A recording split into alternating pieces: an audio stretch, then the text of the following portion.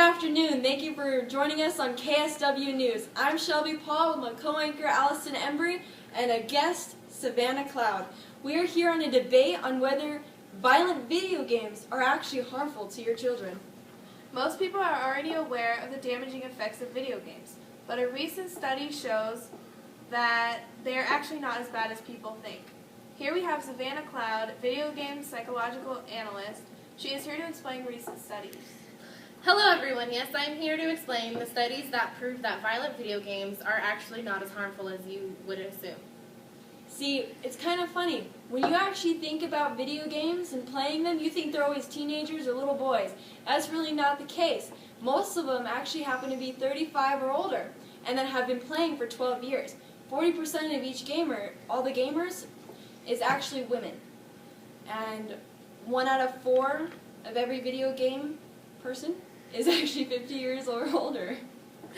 Our studies also prove that playing strategic video games may improve learning, health, and social skills, as well as strengthen a range of cognitive abilities, including problem-solving, reasoning, memory, and perception, even if the game is violent.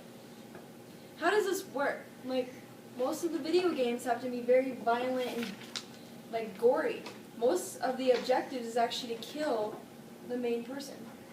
Well, according to the study, these shooting games, although they're violent, enhance the player's capacity to think about objects in 3 dimensions, just as well as an academic course designed for the same skills would.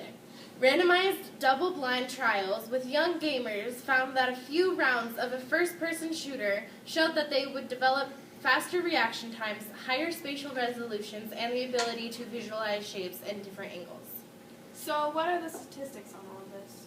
Well, sales of video games have more than quadrupled from the years of 1995 to 2008, while the arrest rates for juvenile murders fell 91.9%.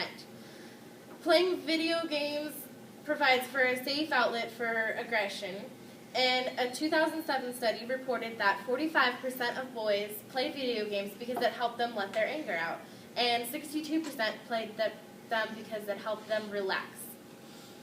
Also, in 2005, the United States had 2,279 murders committed by teenagers, while in Japan there was only 73.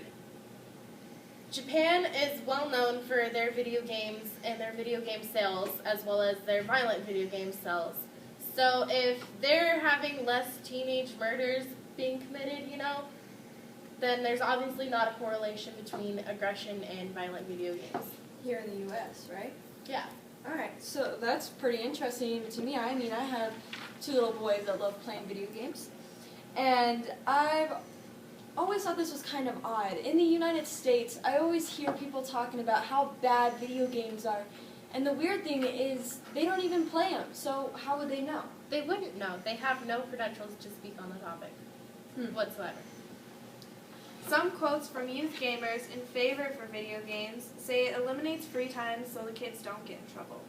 It's a way to relieve stress and anger. You get an adrenaline rush that makes you feel satisfied without having to go do something dangerous. They expose you to real-world wars and death, so you don't think that wars are okay because you know exactly what's going on in them. Video games are a great social interaction. Many people play them nowadays. Always, actually. They're very fun and very entertaining. So, yeah. Well, that's it for tonight. Tune in tomorrow for other news.